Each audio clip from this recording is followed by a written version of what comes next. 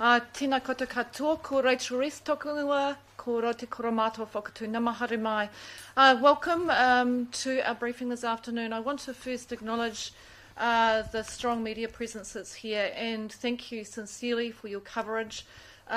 Your assistance in getting critical messages out to our community has been very, very important in keeping people safe and informed. It really does make a difference to us. The quality of coverage has been exceptional, and thank you for your empathy for our community. Your stories are telling the challenge extremely well of what we're dealing with. The weather hasn't eased off. In fact, it's going to build up again tonight, and we've still got a lot of activity throughout the region. Many people out of their homes. Many people wondering when they're going to get back in their homes. But one thing we're very conscious of is that the rain event is going to continue tonight, and we have to think about how we're going to manage that. I'm going to hand over to our group controller, Alec Levertis. You've got to know Alec well, and he will give you the details of the update, and then we're happy to take any questions. Kia ora. Thank you, Rachel. Kia ora, everybody. Thank you very, very much. Happy to take any questions after I've given you an update, but I'll start off with the number of evacuations that we've had around the city. So as of today, we've had 411 that have been evacuated. 113 of those were as a result of potential landslides, and those occurred last night. As I've indicated previously, we have had USAR doing rapid assessments, and of those, they've done 168. And we've followed up with the City Council building inspectors, which has been a joint effort between Nelson City Council and the Tasman District Council to follow up. There were 45 houses that they needed to follow up. At this stage, the latest data is that we've got about 10 that are either red or yellow. And I know one of the questions is when we will be allowing those people back into their properties, especially those that are green. And I'd just like to give you a bit of an explanation as the decision that we made yesterday. So I indicated yesterday that it would be likely that we would be returning people to their houses yesterday.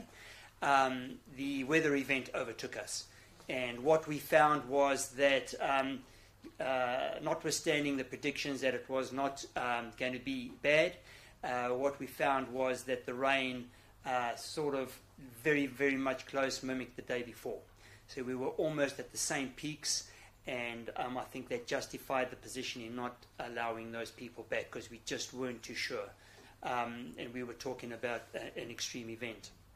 We have that heavy rainfall coming in from about 5 o'clock tonight. Heavy rainfall is expected to run from that 5 o'clock till about 10 o'clock tomorrow morning. We're expecting another 130 millimeters. One thing that we have appreciated is that weather events don't behave as the models. They haven't behaved over the last 2 days as we would have expected, and I'm very, very wary of relying 100% on the information that we're getting, not because of the people giving it, but purely because it's a weather event. One of the things that we are looking at in terms of our decision making is that we need to look and protect our resources. We only do have a finite number of resources. We are requesting a number of resources from outside the region. You can imagine it's not going to be quick to get them here. But one of our rationales, notwithstanding yesterday, was the storm event that overtook us, potentially tonight again, was the potential for allowing people back into their houses and then having to get them out again where we don't have those resources. So that's the update in terms of the number of evacuations.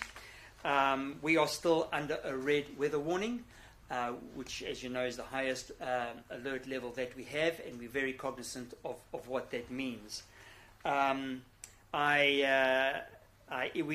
Civil Defence issued a warning earlier today, noting that along with the high tide at about 2:51 p.m. that there would be a 3-meter swell. That has the word swell has been an incorrect use of a word, and it is it's not a I think we used the word, just bear with me, 3-meter waves, but it is a 3-meter swell, and we've clarified that, and at this stage that 3 meter swell has got no concerns for us, either for the high tide or that swell, because it will fall outside the window of the heavy rainfall. So that covers the evacuations. In terms of other issues, I think, and I will just link it in terms of the key messages.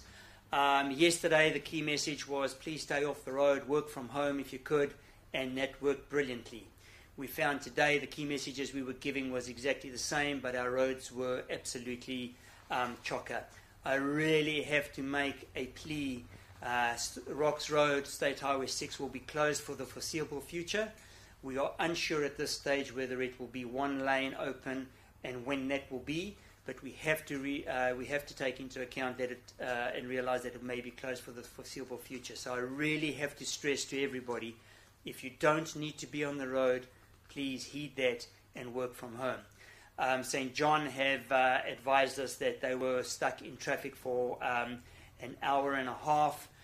Luckily, the person in the ambulance wasn't critical, but that just shows you with one access route, police, fire, FENS, and St. John, and as well as staff that are reacting and trying to do their job, it creates a problem for us.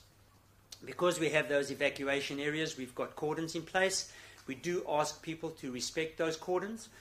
They are manned by the police, by the Defence Force, and I make a plea to everybody to respect those cordons. We have received overnight, as I said, we are receiving many slips in the area, and they'll be coming too numerous to count. But we have realized, unfortunately, that our source from our Maitai Dam, one of our raw water feed lines, has been damaged. We understand that is substantial.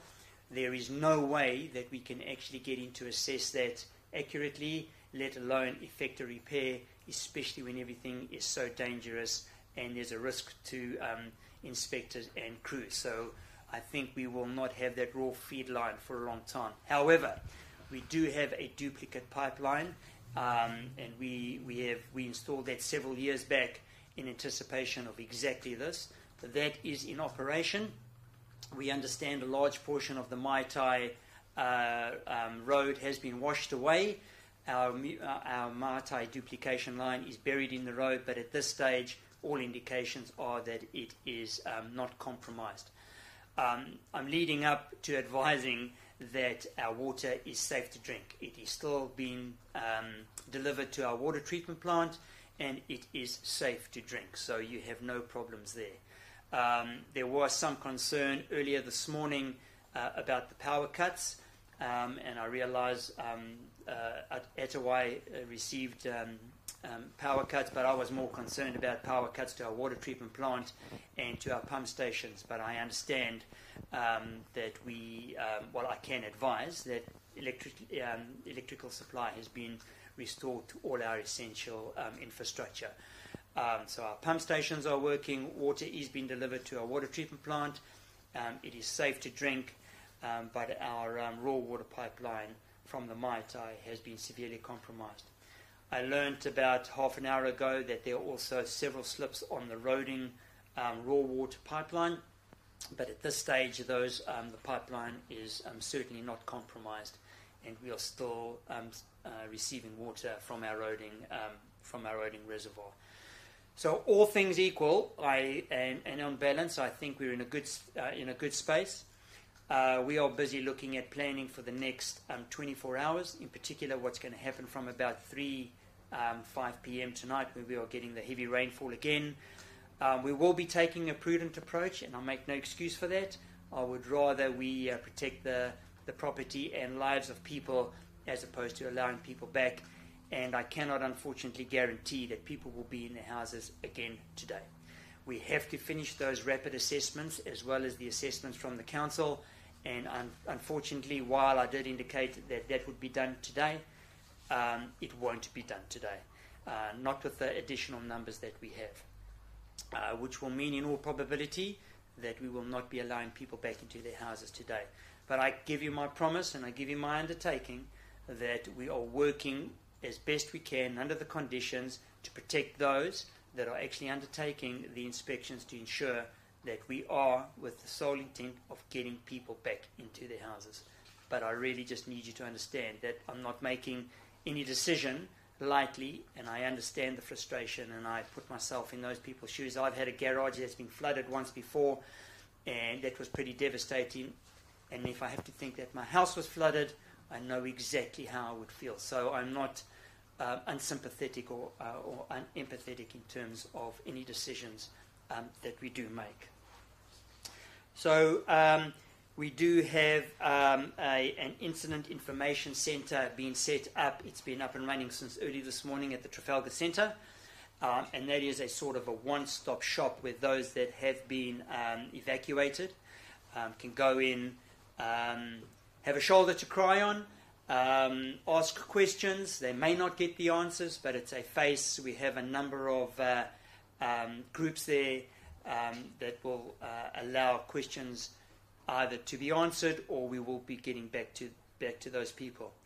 That will continue to run for the foreseeable future. We do realise that there are houses that will be red stickered, and that we need to do a wraparound services for those that may not ever go back into their houses again. And we understand the trauma of that, and we're not unsympathetic, and we need to just treat that with the appropriate sympathy that it requires. Our welfare centre is up and operating at the Saxons Stadium. That is operating well, and if people need, once again, to go and have a cup of tea or a cup of coffee, get a hot meal, maybe sleep down for the night, that's your place to go to. There are people on standby to provide the necessary at that location. We do prefer, if you do have to go, that you go family and friends first, but certainly the Saxon Stadium is really there with open arms to invite anybody. I think that's about it, so I'm happy to answer any questions.